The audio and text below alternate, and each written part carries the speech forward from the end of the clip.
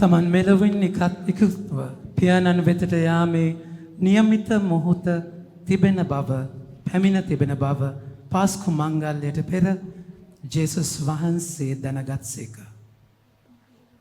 උන්වහන්සේ මෙලොව තම හිතවතුන්ට ප්‍රේම කළසේක. අන්තිම දක්වාම ඔවුන්ට ප්‍රේම කළසේක. රාත්‍රී භෝජනය වළඳන වේලාව පැමිණියේය. යක්ෂයා උන්වහන්සේ පාවා දීමට සීමොන්ගේ පුත් ජුදාස් ඉස්කාරියොත්ගේ සිත එවන විටත් පොළඹවා තිබිණි. පියාණන් වහන්සේ තමන් අතට සියල්ල පවරා දී තිබෙන බවද තමන් දෙවියන් වහන්සේ වෙතින් වැඩම කළ බවද තමන් දෙවියන් වහන්සේ වෙතට වැඩම කරන බවද දැන රාත්‍රී භෝජනයෙන් පසු උන්වහන්සේ නැගිට උතුරු සළුව ගලවා තබා තුවායක් ගෙන ඉන වටා බැඳගත්සේක. ඉන්පසු උන්වහන්සේ භාජනයකට වතුරවක් කොට ශ්‍රාවකයන්ගේ පාද සෝදන්නටත් තමන් ඉන බැඳගෙන සිටි තුවායෙන් පිස දමන්නටත් පටන් ගත්සේක. ඔවුන්ගෙන් සීමොන් පේදුරු ළඟට ආ විට උන්වහන්සේ සීමොන් පේදුරු ළඟට ආ විට ස්වාමීනි ඔබ වහන්සේ මාගේ පාදත් සෝදනසේක් දැයි ඔහු ඇසීය. ජේසුස් වහන්සේ පිළිතුරු දෙමින් මා කරන්නේ කුමක්දැයි ඔබ දැන් නොදන්නේය. ඒත් පසුව ඔබට වැටහෙනු ඇතැයි වදාළසේක. එවිට පේදුරු මා දිවි ඇතිතෙක් කවදාවත් මාගේ පාද සෝදන්නට නම් ඔබ වහන්සේට ඉඩ නොදෙමී කීය. ජේසුස් වහන්සේ පිළිතුරු දෙමින් මා ඔබ නොසේදුවොත් මා සමග සම්බන්ධකමක් ඔබට නැතැයි ඔහුට වදාළසේක. විට සීමොන් පේදුරු ස්වාමීනි මාගේ පාද පමණක් නොව අත් හිසද සේදුව මැනවයි කීය. ජේසුස් වහන්සේද ස්නානය කළ තැනැත්තේ මුළු මනින්ම පවිත්‍රය. පාද සේදීම හැර ඔහු තවත් සෝදනු ලබන්නට උවමනා නැත. ඔබද පවිත්‍රය. ඒත් හැම කෙනෙක්ම එසේ නොවෙති වදාළසේක. හැම කෙනෙක්ම පවිත්‍ර නොවෙති උන්වහන්සේ වදාළේ තමන් පාවා දෙන්නා කවරෙක් දැයි දැන සිටි බැවිනි. මෙසේ උන්වහන්සේ ඔවුන්ගේ පාද සෝදා තමන් උතුරු සළුව හැඳගෙන නැවත හිඳගත් කල ඔවුන්ට මෙසේ වදාළසේක. මා ඔබට කළ දේ කිමෙක් දැයි ඔබ දන්නහොද? ගුරුදේවයනි ස්වාමිනී කියා ඔබ මා අමතන්නහොය. එසේ කීම හරිය. මම එසේම වෙමි.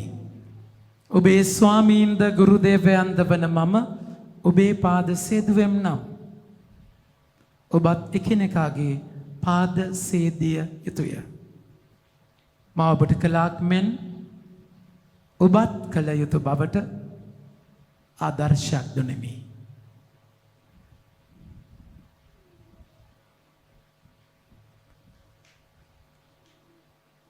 ස්වාමීන් වහන්සේගේ ජීවනදායක සුභාරංචිය නම් මෙසේය. ක්‍රිස්තුනි ඔබ වහන්සේට ප්‍රශංසා වේවා.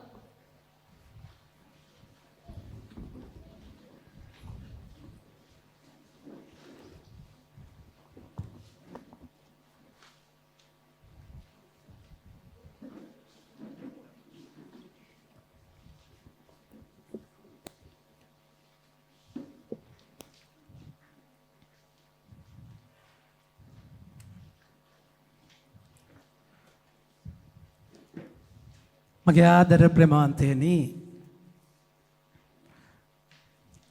දිව්‍ය පූජාවේ ගරු ගම්භීරකම අද අපිට තේරෙනවා නේද?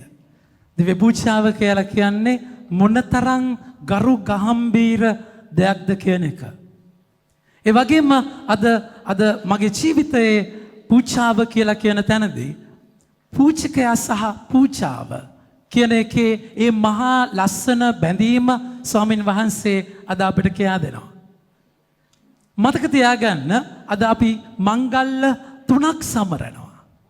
එකක් තමයි දිව්‍ය සප්‍රසාද වහන්සේ ස්වාමින් වහන්සේ ස්ථාපිත කළේ අදයි, පූජාත්වරය ස්ථාපිත කළේ අදයි, ප්‍රේමයේ පනත ස්ථාපිත කළේ අදයි. මගේ ආදර ප්‍රේමාන්තයනි ඔබ හොඳට කල්පනා කරලා බැලුවොත් එහෙම පියතුමා සහ පූජාත්වරය සහ දිව්‍ය සප්‍රසාදය අතර තියෙන්නේ මහා ගැඹුරු බැඳීමක්.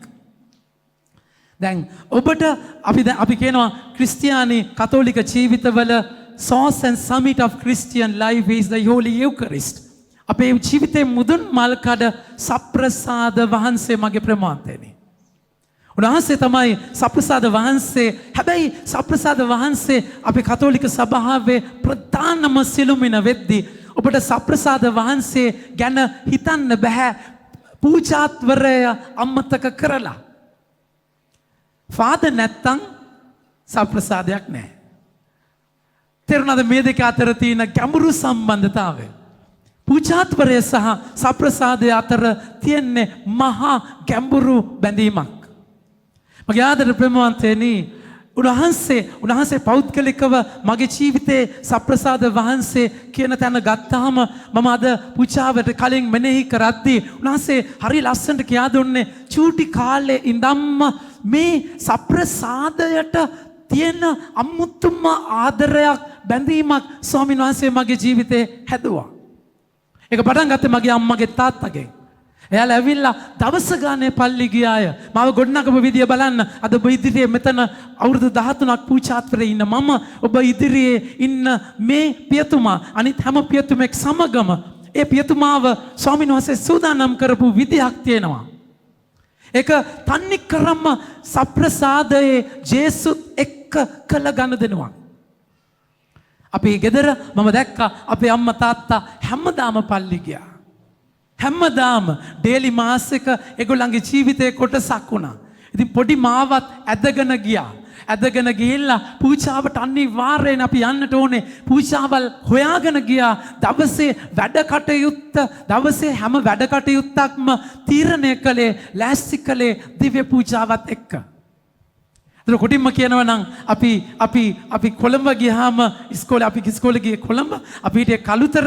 ඉතින් ඇනෙක්ස් එකක් අරගෙන දෙහිවලට ගියාම යන්තම් හිත සනස ගත්තා. ඇත්ති යන්තම් උදේ පාන්දර 4ට නැගිටලා තිරුණාද කියන එක කොළඹ එන්න ඕනේ බස් එකේ. ඉතින් ඕක හරියන්නේ නැහැ. දෙහිවල ගියාම හොඳට නිදියමත් හොඳට අත දිගෑරලා නිදියන්න පුළුවන් කියලා හිතද්දි පහවදා උදේ පාන්දර 5ට විතර අපේ අම්මා කූද්දනවා.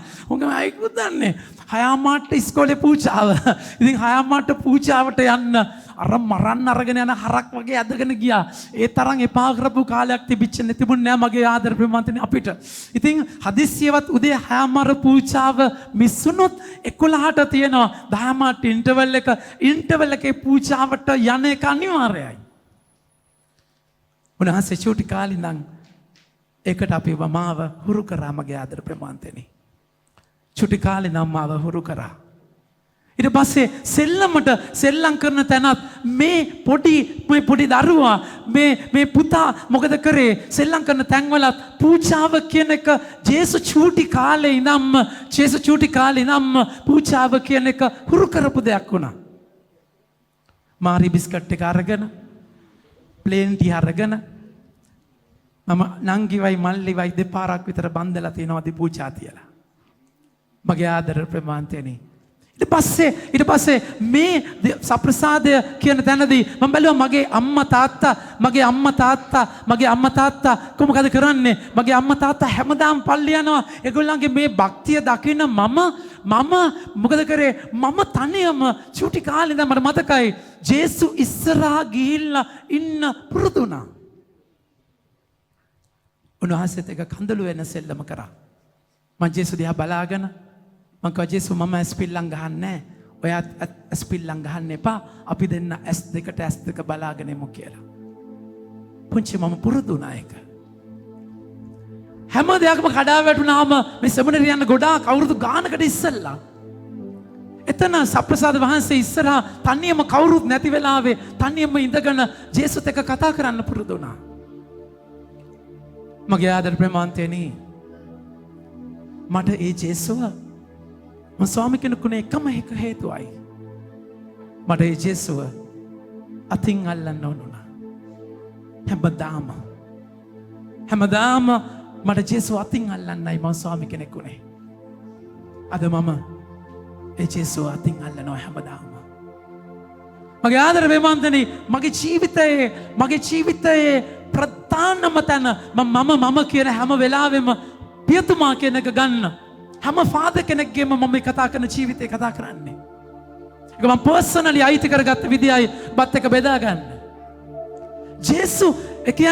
ජේසු කියන්නේ විශේෂයෙන්ම සප්‍රසාදයේ ජේසු කියද්දී එක පියතුමා සහ සප්‍රසාදය පූජාත්වරය සප්‍රසාදය කියන තැන එක මහා ගැඹුරු බැඳීමක්. සප්‍රසාදය නැහැ පියතුමෙක් නැත්තම්, පියතුමා නැහැ සප්‍රසාදය නැත්තම්. මගේ ආදර පින්වත්නි, මම කරන අනිත් හැම වැඩක්ම සාමාන්‍ය ඕන කෙනෙක්ට කරන්න පුළුවන්. ප්‍රශංසා කරන්න පුළුවන්, මෙහෙවල් තියන්න පුළුවන්, ඔක්කොම කරන්න පුළුවන්. හැබැයි සප්‍රසාද දිව්‍ය පූජාවේදී මේ දයාවරණය අඳින මම මොකද කරන්නේ? දයාවරණයේ තේරුම put on Christ. මම ජේසුගේ ඇතුළට යන්නේ. ජේසුගේ දිව්‍ය පූජාවට මම සම්බන්ධ වෙන්නේ. හැම අල්තාරයකම ජේසුයි පූජාව තියන්නේ. පියතුමා නෙමෙයි. පියතුමායි ජේසුයි එක්කෙනෙක් වෙනවා. පියතුමා ජේසුගේ ඇතුළට ගිහිල්ලා දිව්‍ය පූජාව පුකරන්නේ. ඒ නිසා මොන විදියේ පූජාවක් වුණත් අද මේ උත්කෘෂ්ඨවත් විදියට තියෙන පූජාවත් සාමාන්‍ය තනියම මුල්ලක දෙතුන් දෙනෙක් එක්ක තියෙන පූජාවෙත් අතර කිසිම වෙනසක් නැහැ. ඒ දිව පූජාව තියෙන වෙලාවේ මගේ ආදර ප්‍රේමාන්තනි, ඒක අපි කල්වාරි යාගයට සම්බන්ධ වෙන අත්දැකීමක්. දිව පූජාව කියන්නේ මගේ මුල්ම පූජාව තමයි අන්තිම රාත්‍රී භෝජනය වෙලාවේ සිදු කරේ. මේ අන්තිම රාත්‍රී භෝජනය වෙලාවේ උන්වහන්සේ දිව පූජාව ස්ථාපිත කරනවා. ධූපය අරගන්නවා, රොටි අරගෙන උන්වහන්සේ ඒක ආශිර්වාද කරලා උන්වහන්සේගේ ශරීරය රුධිරය දවට පෙරලලා එයාට කන්න දෙනවා. ඒක සහභාගී වෙන්නට උන්වහන්සේයි ඔබයි මමයි එක්කෙනෙක් වෙන තැනකට පත් කරන්නට. මගේ ආදර ප්‍රේමවන්තයනි, දිව්‍ය පූජාව කියන්නේ මහ පුදුම දෙයක්. මතක තියාගන්න, අද දෙවනි කියවීම අපි ගන්නේ පවුලතුමාගේ අත්දැකීම කොරින්ති 11 වෙනි පරිච්ඡේදය. දැන් පවුලතුමා ජේසුගේ ගෝලයෙක් නෙමෙයි. පවුලතුමා මතෙව් මාර්ක්ලත් එක්ක පේදුරු ජෝහන් ඇන්ඩ්‍රුලත් එක්ක ජේසු අනුගමනය කරපු කෙනෙක් නෙමෙයි. පවුලතුමා ඒ වෙනකොට මගේ ප්‍රේමවන්තනි ගමාලියල්ගේ ගෝලයෙක්. පවුලතුමා පරිසීවරයෙක්. ජේසුත් එක්ක කිසිම සම්බන්ධකමක් නැති කෙනෙක්. ඒතර පවුලතුමා ක්‍රියාපොතේ 9 වෙනි පරිච්ඡේදයේ තමයි, ඒ කියන්නේ ජේසු මැරිලා අවුරුදු ගානකට පස්සේ තමයි පවුලතුමා කන්වර්ට් වෙන්නේ. පවුලතුමාට ජේසු කතා කරලා දර්ශනය වෙන්නේ. ඒතර ඒ වෙනකොට මගේ ප්‍රේමවන්තනි, අන්තිම රාත්‍රී භෝජනයේදී පවුලතුමා නැහැ. හොඳට අහගන්න මම කියන එක. අන්තිම රාත්‍රී භෝජනයේ පවුලතුමා නැහැ. ඒතර ජේසු මැරෙන වෙලාව පවුලතුමා නැහැ. පවුලතුමා ඒ වගේ දන්නෙත් නැහැ. ස්ටීවන් මරද්දි තමයි පවුලතුමා මුලින්ම සිද්ධියට එන්නේ. ස්ටීවන්ට ගල් ගහලා මුල්ම ප්‍රාණ පරිත්‍යාගය වරයට ගල් ගහන වෙලාවේ මගේ ආදර ප්‍රේමවන්තනි, පාවුලු සාවුලු කියලා තරුණයෙක් එතන ඉන්නවා. අනිත් අය උතුරු සලු ගලවලා සාවුලු ගාව තියනවා. ක්‍රියාපොතේ 8 වෙනි පරිච්ඡේදයේ. දැන් මේ පාවුලුතුමා දිව්‍ය පූජාව ගැන කියන එක බලන්න. අපි හැමෝම වචනය අයිති කරගන්නවා. 23 වෙනි වගන්තිය. මා කිව්වෙන් පස්සේ හැමෝම කියන්න. මා ඔබට ඉගැන්වූ කියන්න. මා ඔබට ඉගැන්වූ මේ පිළිවෙතම සමිදානන් වහන්සේගෙන් ගෙන්ම ලැබුවෙමි. ඒ කියන්නේ පේදුරුතුමා පවුලතුමාට කියා දුන්නේ නැහැ. ජෝහන්තුමා පවුලතුමාට කියා දුන්නේ නැහැ. කිසිම කෙනෙක් කියා දුන්නේ නැහැ. පවුලතුමාට දිව්‍ය පූජාව ගැන කියා දුන්නේ ජේසුමයි ඩිරෙක්ට්ලි. ඒ කියන්නේ මේක ස්වාමින් වහන්සේම ස්ථාපිත කරපු දෙයක්. මගේ ආදර ප්‍රේමවන්තයනි, කතෝලික සභාවේ ප්‍රධානම තැන දිව්‍ය සප්‍රසාද වහන්සේ. පුද්ගලයෙක් නෙමෙයි. කිසිම පුද්ගලයෙක් නෙමෙයි. ස්වාමි කෙනෙක් නෙමෙයි. ඕගනයිසේෂන් එකක් නෙමෙයි. දිව්‍ය සප්‍රසාද වහන්සේ. අපි විශ්වාස කරන්නේ ජීවමාන වැඩ සිටීමයි ස්වාමින් වහන්සේගේ. ඒ වචනයක් නෑර අපි එක බයිබලෙන් අයිති කරගන්නේ. භෝජනය කියලා කියද්දී මගේ ආදර ප්‍රමාන්තයනි. භෝජනය කියලා කියද්දී ඉස්රායල් ජනතාව අතර කෑම කියලා කියද්දී භෝජනයක් කියලා කියද්දී ජීවිතය බෙදාගන්න සහභාගීකමේ ලක්ෂණයක්.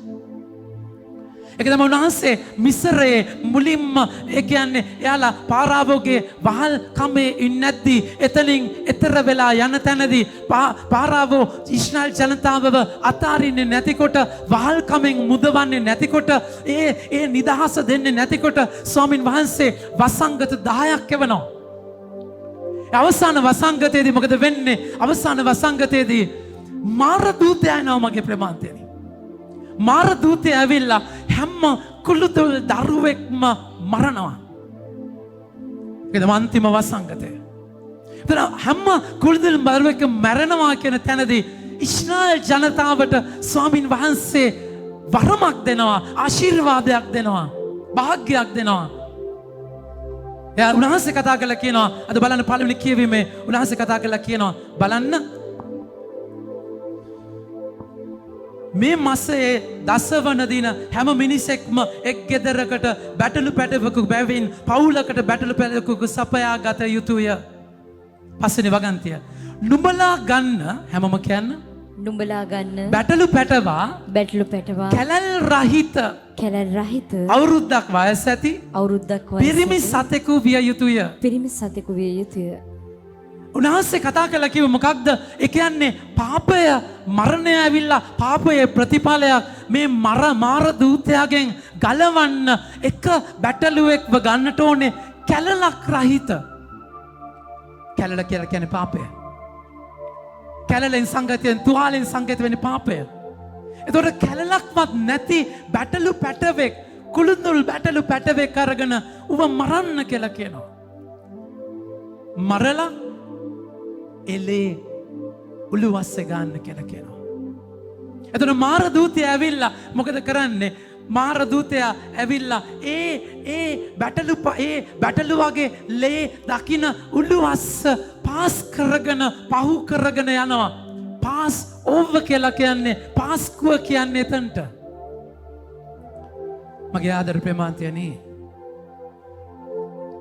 උළුවස්සක් කියන්නේ අපි ගෙදරට ඇතුල් වෙන එකක්. උළුවස්සක් තේම උළුවස්සක් ගලවන තැනදී ඔබ උළුවස්සක් බිත්තිය කැඩුවොත් එහෙම ඔබ දකින්නේ උළුවස්සේ මෙම කෑලි දෙකක් පන්නලයි බිත්තියට ෆික්ස් කරලා තියෙන්නේ. ඒ පනින කෑලි දෙකේ තමයි බිත්තියට අහුවෙන්නේ. එතකොට හැම උළුවස්සකම දෙපැත්තේ කුරුස දෙකක් වගේ තියෙනවා ගලවලා බැලුවොත් එහෙම. ඒ උළුවස්සේ බැටළු වගේ ලේ ගන්න කියලා කියනවා. මගේ ආදර ප්‍රේමාන්තයනි ඒ මැරිච්ච බැටළුවා තමයි ජේසු. එතකොට ඒ උළුවස්ස තමයි කුරුසය. සාමාන්‍යයෙන් ගෙදරකට ඇතුල් වෙන්නේ උළුවස්සෙන් නම් ස්වර්ගයට ඇතුල් වෙන්න තියෙන්නේ කුරුසය හරහා. ඒ කුරුසයේ ජේසුගේ ලේ ගෑවෙනවා. ඒ ජේසුගේ ලේ ගෑවෙන කුරුසයෙන් මගේ ආදර ප්‍රේමාන්තනි ඔබට මට මරණයෙන් එතෙර වෙන අත්දැකීමට ස්වාමින් වහන්සේ ඔබම වරගෙන යනවා. ඊට පස්සේ ඒ බැටළුවගේ ලේ උළුවස්ස ගන්න කියලා කියනවා. ඊට පස්සේ මාංශය අනුභව කරන්න කියලා කියනවා මගේ ප්‍රේමාන්තනි. මාංශය අනුභව කරන්න කියලා කියද්දී ඒ කියන්නේ එයාලා අනුභව කරන්න කියලා කියන්නේ තවද 11 වෙනි වගන්තිය තවද නුඹ එය අනුභව කළ යුත්තේ මෙසේය. ඉංගපටිය බැඳ අපි හැමෝම කියමු. ඉංගපටිය බැඳ පාවහන්ලා සැරෑටියගෙන එය ලහියේ අනුභව කළ යුතුය. ඒ කියන්නේ මොකක්ද? ඉංගපටිය බැඳගෙන පහවහන් ලාගෙන සැරෑටියගෙන ලහියේ කන්න කියන්නේ ඒක ඇවිල්ලා ඒ කෑම කාලා තේරුණාද කියන එක කෑම කාලා බිම්බුත්තරයක් වගේ ඉන්න නෙමෙයි. ඒ කෑම තියන්නේ ගමනක් යන්න, එතර වෙන ගමනකට යන්න ශක්තිය දෙන තැනක්. සප්‍රසාදය මගේ ප්‍රමාන්තයනි. ඔබව මාව නතර කරන දෙයක් නෙමෙයි. සප්‍රසාදය ඔබව මාව එතර කරන ගමනක්. සප්‍රසාදය ඒකයි ජෝම්තුමාගේ සුවිශේෂයේ මගේ ආදර ප්‍රමාන්තයනි අන්තිම රාත්‍රී භෝජනයක් නැහැ. සිනොප්ටික්ස් සමදර්ශක සුවිශේෂක ලූක් මාක් මතෙව් තුන්දෙනාගේ අන්තිම රාත්‍රී භෝජනය තියෙනවා. උන්වහන්සේ රැගෙන තුතිපුදා කඩලා පූපේ අනුභව කරන්න දෙනවා. මිදිරස පානය කරන්න දෙනවා. මේ මගේ රුධිරයයි කියලා කියනවා. එහෙම එකක් ජෝන්තුමාගේ සුවිශේෂය නැහැ. ජෝන්තුමාගේ සුවිශේෂය තියන්නේ සප්‍රසාදික ජීවිතයක්. ඒ අනුභව කරන සප්‍රසාදය ඔබගේ මගේ ජීවිතයේ සප්‍රසාදික ජීවිතයක්.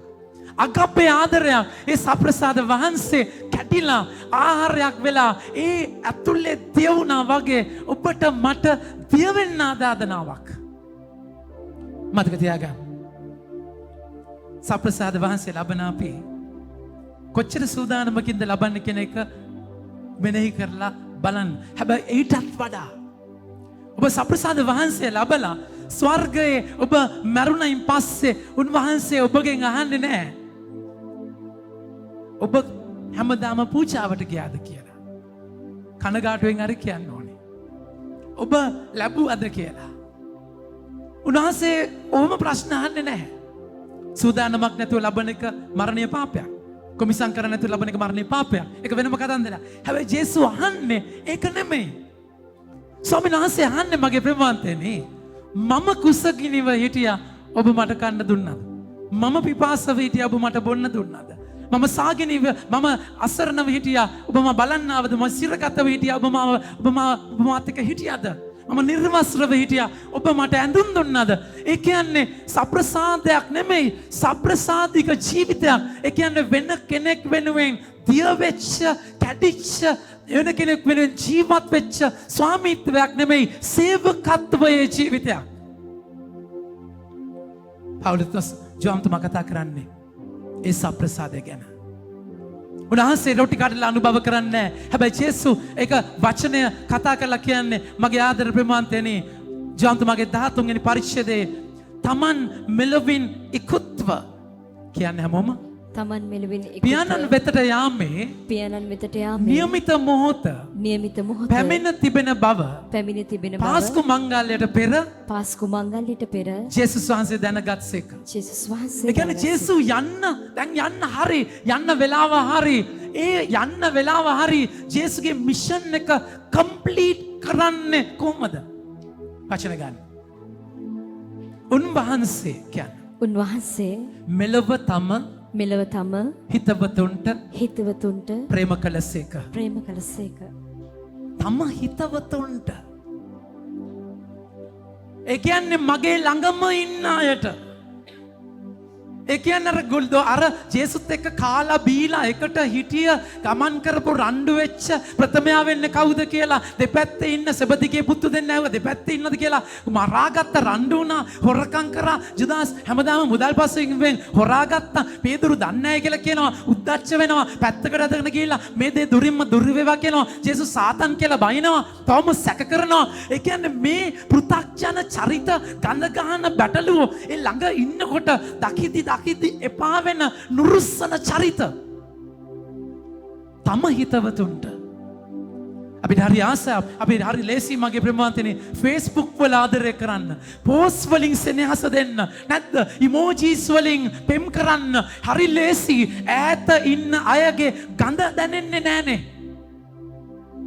හැබැයි ගෙදර ඉන්න අයට ඔබගේ බිරිඳ ඔබගේ ස්වාමි පුරුෂයා වෙන තැනක් නෙමෙයි එතන හිතවතාට ආදරය කරන ඔබගේ අම්මා තාත්තා නෙමෙයි අර යාළුවගේ තාත්තා නම් යාළුවගේ අම්මා මාරයි නැද්ද ඒ කියන්නේ මගේ නොවන ඔක්කොමලා හොඳයි මගේ කියන ඔක්කොම අජාසත්තයි මගේ ආදර ප්‍රේමන්තින් ළඟ ඉන්න කෙනාගේ අඩුපාඩුව පේන්නේ පහුවට කොහු වෙන්නේ නෑ මුගටියා වගේ වෙලා තියෙන්නේ. එයාගේ තමයි අඩුපාඩු දැනෙන්නේ. මොකද දවස් ගානේ ආටෝපයක් නෑ, වෙස් බලා ගැනීමක් නෑ, වෙහෙන් වහ ගැනීමක් නෑ. හැමදාම දකින්න කුකුලාගේ තමයි කර්මන සුදු. මගේ ආදර ප්‍රේමන්තයනි. තම හිතවතුන්ට ප්‍රේම කළසේක. ඊළඟ වගන්තිය බලන්න. අන්තිම දක්වා ඔවුන්ට ප්‍රේම කළසේක. ඔවුන්ට ප්‍රේම කළසේ. ඊළඟ චැලෙන්ජ් එක සප්‍රසාදික ජීවිතේ ඊළඟ චැලෙන්ජ් එක මොකක්ද? පටන් ගන්නවා ලොකුවට නැද්ද? අලි දෙන්නම් කොටි දෙන්නම් කොහොමද කියන්නේ මම ඉන්නම් ජීවිතේ දෙන්නම් පටන් ගන්නවා දුකේදී සැපේදී වාසනාවේදී අවාසනාවේදී තේරුණාද? සුරංගනාවියක් වගේ නැද්ද? තේරුණාද කියන එක පටන් ගන්නෙ කොහොමද? හැබැයි අන්තිම වෙද්දි තිත්ත වෙලා අපිරිය වෙලා තේරුණාද කියන එක දැක්කම එපා වෙනවා. සප්‍රසාදික ආදරය මගේ ආදර ප්‍රමාන්තයනේ අචින්ත්‍ය ආදරයක්. ස්වාමින් වහන්සේ තුල දෙන ප්‍රතිඥාවක් මම අන්තිම දක්වා ආදරය කරන්න. ජේසු මල්ලුයනේ මෙතන අන්තිම රාත්‍රී භෝජනයේ වළඳලා යන්නේ මල්ලුයනට. තාත්තට කියන්නේ එකයි තාත්තේ අමාරුයි මේ පාත්‍රය පුළුවන් නම් අහක් කරන්න. ඒක ලේසි දෙයක් නෙමෙයි. සප්‍රසාදික අගපේ ආදරයක් කියලා කියද්දි ඒක ජීවිතේ කැඩෙන ආදරයක් මගේ ප්‍රමාන්තයනේ. ඊරොස් ෆිලියොස් අගපේ ඊරොස් කියලා කියන්නේ සෙක්ෂුවල් ලව්. අපි කාමේ රාගයත් එක්ක හැඟීම් එක්ක ආදරය කරනවා. හැඟීම් එක්ක ආදරය කරන එකේ චාමාරු නෑ. ඔබට ලැබෙන දෙයක් තියෙනවා. තෘප්තියක් තියෙනවා. ෆිලියොස් කියලා කියන්නේ සහෝදර දයාව. ඒ කියන්නේ දයාබර මිතුදමක් එක්ක බැඳීමක් එක්ක ඔබ ආදරය කරනවා. ඒක give and take දෙපැත්තෙම තියෙනවා. හැබැයි අගපේ කියන්නේ සප්‍රසාදික ආදරය. කිසිම දෙයක් බලාපොරොත්තු වෙන්නේ නැතිව ඒ පැත්තෙන් රවත්ති ඔරවත්ති ගොරවත්ති පුප්පගෙන ගස්සගෙන යත්ති තේරුණාද කියන එක කට ගහගෙන එකට එක කියත්ති ආදරය කරන්න. ඒක තමයි සප්‍රසාදික ආදරය. මගේ ආදර ප්‍රමාන්තයනේ තව පොඩ්ඩකින් මම මේ ගෝලිය 12 දෙනාගේ කකුල් හොදනවා. මගේ ආදර ප්‍රමාන්තය ඒක හරි ලේසි. මම සැනිටයිසර් දෙකකුත් එවලා තියෙනවා කකුලට ගහගන්න කියලා නේ සද්ද නැතුව ගහගෙන එන්න. තේරුණාද කියන එක? සමහර පල්ලිල ඇන්ටිජන් ටෙස්ට් එක කරලා තමයි ගෝලයන්ව ගත්තේ. කොරෝනා තියෙද්දි දන්නේ නැහැ කියලා. මගේ ආදර ප්‍රමාන්තයනේ ඒක කරන එක ලේසි. ඒක කරන එක ලේසි. හැබැයි ඒ කියන්නේ ජේසු උතුරු සළුව ගලවලා අන්තිම රාත්‍රී භෝජනයේ උන්වහන්සේ එකයි කරන්නේ ජීවන්තමාට අනුව උතුරු සළුව ගලවලා කියලා කියන්නේ ජුදා පිරිමියෙක්ගේ උතුරු සළුව කියලා කියද්දී අධිකාරී බලය උන්වහන්සේ පැත්තක තියෙනවා. ඒක උන්වහන්සේ මේ ලෝකෙට එද්දිමත් ගත්ත තීරණයක්. මොකක්ද තීරණය? ජීවන්තමාගේ පිලිපි වරුන්ගේ දෙවනි පරිච්ඡේදයේ 6 වෙනි වගන්තිය බලන්න. පිලිපි 2:6 උන්වහන්සේ කතා කළා කියනවා. උන්වහන්සේ හැමෝම කියන්නේ උන්වහන්සේ දෙවියන් වහන්සේගේ ස්වරූපය දරූ නමුත් දෙවියන් වහන්සේගේ ස්වරූපය දරූ නමුත් දෙවියන් වහන්සේ හා සමානත්වය දෙවියන් වහන්සේ හා සමානත්වය තමන් විසින් බදාගෙනම තබා ගත යුතු බදාගෙනම තබා ගත යුතු වස්තුවකයි නොසිතා තමන් වහන්සේවම ත්‍යාජ කරගනිමින් වහල්ලෙකුගේ ස්වරූපයගෙන අප හා සමාන මිනිස් කෙනෙකු සේක. මගේ ආදර ප්‍රමාන්තයනේ උතුරු සළුව ගලවලා උන්වහන්සේ තුවායක් ඇඳ ගන්නවා. මේ රාජාති රජතුන් දේවාති දේවඳුන් උත්තම මහා පූජකයානෝ උන්වහන්සේ දෙවියන් වහන්සේමයි. උන්වහන්සේ මනුෂ්‍ය ස්වභාවයක ඉපදිලා මගේ ප්‍රමාන්තනේ එතනත් උතුරු සළුව ගලවලා තුවායක් ඇඳගන්නේ කකුල හොදන්න. වහලුන්ගෙත් එක ග්‍රැඩේෂන්ස් තිබුණා. ප්‍රමුඛතාවයන් තිබුණා. මගේ ආදර පුතේ දේ ප්‍රමාන්තනේ ප්‍රමුඛතාවයන් අතර කකුල් හොදන්න ඉන්නේ ඒ ජුදා සම්ප්‍රදාය අනුව ඒගොල්ලන්ගේ දූවිල්ල පිරිච්ච රටක්. ගොඩාක් වෙලාට ඒගොල්ලෝ පයින් ගමන් ගියේ. ඒතර ගෙදරට ආවයින් පස්සේ කකුල් ජරා වෙලා දූවිල්ල වැදිලා. ඉතින් ඒගොල්ලන් ටැප්ප නම්මන නැහැ. වතුරත් අඩු තැනක්. ඉතින් ජග් එකක් තිබුණා. ඒ වාචනයක් තිබුණා. ඒකයි මගේ ප්‍රමාන්තනේ අකානනුවර වතුර විවාහ මංගල උත්සවයේ පාද සෝදන්න තියෙන වාචනයි 6කට පුරවන්නේ. හැම ගෙදරකම වාචනයක් තිබුණා. ඒකේ වහලෙක් ඉන්නා. එයා බිම අමුත් අයිඳ ගත්තාම ඒ වහලා බිමට ඇවිල්ලා එයාගේ සැනල්ස් ගලවලා ඒ දූවිල්ල ගසලා වතුර වලින් කකුල් දෙක හොදන කල්චර් එකක් ට්‍රැඩිෂන් එකක් සම්ප්‍රදායක් තිබුණා. ඒක කරන්නේ වහලන්ගෙත් වහලා. සාමාන්‍ය වහලක් නෙමෙයි. එතකොට මේ උන්වහන්සේ දෙවියන් වහන්සේ මොකද වෙන්නේ? උන්වහන්සේ උතුරු සළුව ගලවලා පාද සෝදන තැනකට යනවා. මගේ ආදර ප්‍රමාන්තයනේ ආදම් ඩෝනෝනා දෙවියන් වහන්සේ වගේ වෙන්න. එයා තහනම් ගෙඩි කන්නේ උන්වහන්සේ වගේ වෙන්න. දෙවියන් වහන්සේ පහළට බැහැලා මනුෂ්‍ය ස්වභාවයක ඉඳලා පහත්ම නීචම තැනට උන්වහන්සේ පාත් වෙනවා. මගේ ආදර ප්‍රේමාන්තයනේ කකුල කියලා කියන්නේ කොච්චර හේතුවත් වැඩක් නැති තැන. අපි කියනවා වල්නරබල්. ඒ කියන්නේ පොඩ්ඩ බැරි වෙද්දි කිලිටු වෙන තැන. හොදන්න කිලිටි වෙන තැන. උන්වහන්සේ යාගේ කකුල හොදනවා. උන්වහන්සේ දන්නවා තා පොඩ්ඩකින් මේගොල්ලෝ මේ හොදපු කකුල්ම වලින් තමයි දුවලා ගිහලා පාවා දෙන්නේ. එක ගෝලේ තුවායක් විතරක් ඇඳන් ඉන්න මන් දන්නේ නාන්න ගිහිල්ලාද කියලා. මාක්තමගේ සුවිශේෂේ. එයා තුවායක් දාලා දිව්වයි කියලා කියනවා අල්ලන්නේ. ඒ කකුල් වලින්ම තමයි එක එක්කෙනා ගිහිල්ලා උන්වහන්සේ දාලා ගියේ දන්නේ එක පාවා දුන්නේ. එහෙම කරනවා කියලා දැනගෙන උන්වහන්සේ පාදවලට අත තියනවා.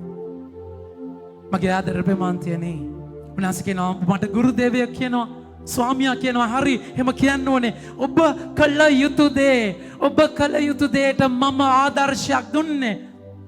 මගේ ආදර ප්‍රේමාන්තයනේ මේ තන මතක තියාගන්න. අපි හැම ජන වන්දනාවක්ම වත්පිළිවෙත් හැම දෙයක්ම අපේ සප්‍රසාද යාඥා ජීවිත මේ ඔක්කොම යන්න ඕන තැන ඔතනයි. ඔබගේ මගේ සහෝදරයාගේ දුර්වලම තැන ඔබගේ ගෙදර දුබලම තැනට ආදරය කරන මහා දයාබර බැහැපත්කමක්. මගේ ආදර ප්‍රේමාන්තයනේ බැහැපත් වෙන්න. බැහැපත් වෙන්න හරි අමාරුයි. ඒක තමයි අමාරුම තැන. ඉතින් පේදුරුතුමා ගාවට පාද සෝදන්න ආවයින් පස්සේ මගේ ආදර ප්‍රේමාන්තයනේ පේදුරුතුමා ගාවට ආවයින් පස්සේ පේදුරුතුමා සුපුරුදු පෙරිද එවිට පේදුරු මා දිවි ඇතිතා කවදාවත් මාගේ පාද සෝදන්නට නම් ඔබ වහන්සේට ඉඩ නොදෙමි කිය. ජේසුස් වහන්සේ පිළිතුරු දෙමින් හැමෝම කියන්නේ. ජේසුස් වහන්සේ පිළිතුරු දෙමින් මා කරන්නේ ඔබ කුමක්දයි ඔබ දැන් නොදන්න මේ පසුව ඔබට වැටෙනු ඇතයි වදාළසේක.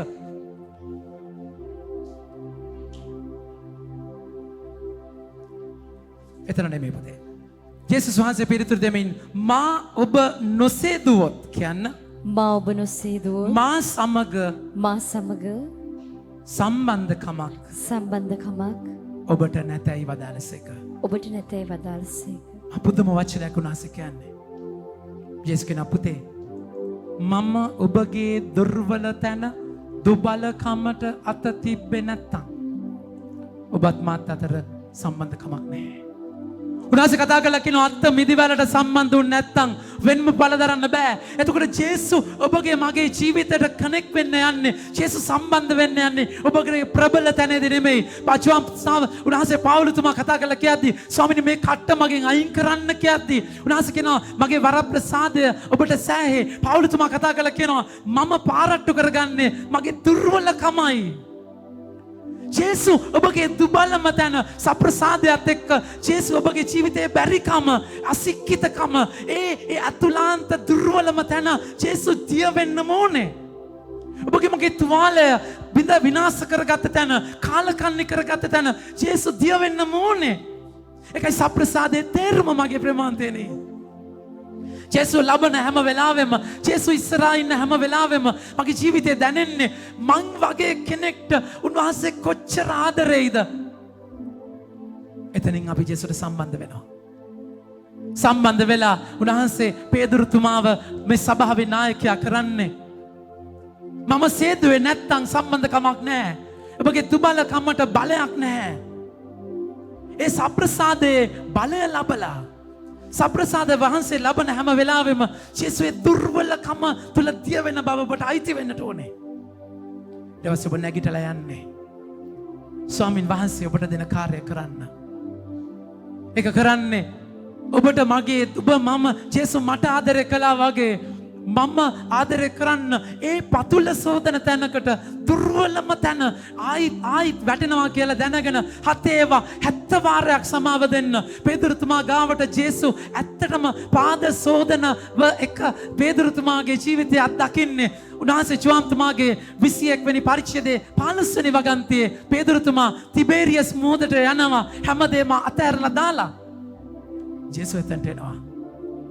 ජේසු ඇවිල්ලා මගේ ප්‍රේමාන්තයනේ ගල් තුනක් අරගෙන ලිපක් හදලා මාළු ටිකක් බැදලා හරියට අම්මා කෙනෙක් වගේ මහන්සි වෙලා ඉන්න පුතාලට කෑම එක ලෑස්ති කරලා දෙන්න දීලා බලාගෙන ඉන්නවා. එයාලාගෙන මාළුත් අරගෙන ජේසු ඒවත් උයලා මගේ ප්‍රේමාන්තයනි එයාලට කන්න දීලා ඔවුන් ආහාර වැළඳු පසු වචනේ කියනවා. සීමොන් පේදුරුට කතා කොට කියන්නේ. සීමොන් පේදුරුට කතා කළා. ජොහන්ගේ පුත්‍රෝ සීමොන්. ජොහන්ගේ පුත්‍රෝ සීමොන් මොවුන්ට වඩා ඔබ මට ප්‍රේම කරන්න හිදයි මොවුන්ට වඩා ඔබ මට ප්‍රේම කරන්න හිදැයි ඇසුසේක. ඇසුසේක.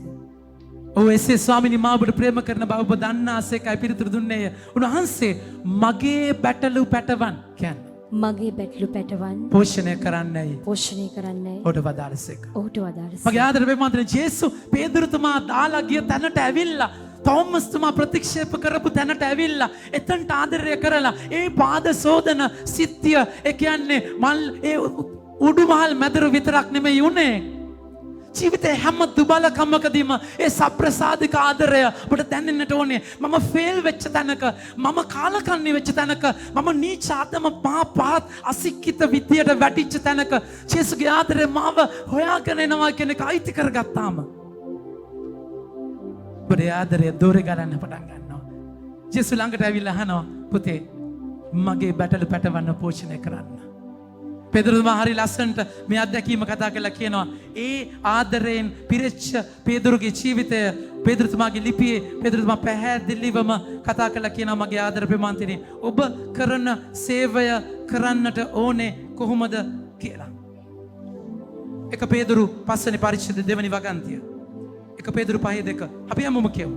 ඔබට බාර දෙන ලද ඔබට බාර දෙන ලද දෙවියන් වහන්සේගේ දෙවියන් වහන්සේගේ බැටළු රැළ පෝෂණය කරන්න. බැටළු රැළ පෝෂණය කරන්න. බලකිරීමක් නිසා නොව බලකිරීමක් නිසා නොව දේව කැමැත්ත අනුව දේව කැමැත්ත අනුව සතුටු සිතින් සතුටු සිතින් එසේ කරන්න. එසේ කරන්න. මුදලට ඇති ගිජුකමකින් නොව මුදලට ඇති ගිජුකමකින් නොව සේවයට ලැබියාවයි සේවයට ලැබියාවෙන් එසේ කරන්න. එසේ කරන්න. මගේ ආදර ප්‍රේමාන්තයනි මහ බ්‍රහස්පතින්ද තේරුම එකයි. සප්‍රසාදයේ තේරුම එකයි. ජේසුව ලබන අපි මුලින්ම පේදුරුතුමාට කියන වචනේ. පේදුරු මම ඔබට සම්බන්ධ වුනේ නැත්තම් ඔබගේ දුබලකමට මම අත තිබ්බේ නැත්තම් මාත් එක්ක සම්බන්ධකමක් නැහැ. හරියට ගහක අත්ත බත් කරන්න ගහ තුවාල කරලා කැපිච්ච අත්ත එතනට තියලා බැඳලා තියද්දි තමයි ඒ ගහයි අත්තයි එක්කෙනෙක් වෙන්නේ. ඔබ මම එතනින් සම්බන්ධ වෙලා මොකද කරන්නේ? ජේසුගේ ආදරය මගේ ජීවිතය හරහා ගිහිල්ලා මම තව දුබල කෙනෙකුගේ ජීවිතේ සප්‍රසාදයක් වෙන්න උන්වහන්සේ ඔබ මට ආරාධනා කරනවා. පූජාත්වරේ සමරන අද දින දිවස ප්‍රසාදයේ පූජාත්වරය තුළ මතක කරනවා ස්වාමීන් වහන්සේ ඔබ හැම කෙනෙක්ම බෞතිස්ම ස්ථාපනය තුළ පූජකවරු පූජාත්වරය ඔබටත් අයිතියි. ඒ පූජාත්වරය තුළ සප්‍රසාදයේ බලය අයිති කරගෙන සප්‍රසාදික ජීවිතයකට ගිහිල්ලා ගන්ධ උහුලන එඬේරෙක් වෙන්නට ස්වාමීන් වහන්සේ සප්‍රසාදික ජීවිතයක ආදරය කරන්නට කැඩිලා දුර්වලකමට අත නොහැර ආයි එයාව ජය ගන්නකම්ම ආදරය කරන්නට ස්වාමීන් වහන්සේ අද වචනය හරහා ඔබට මට ආරාධනා කරනවා මගේ ආදර ප්‍රේමාන්තයනි.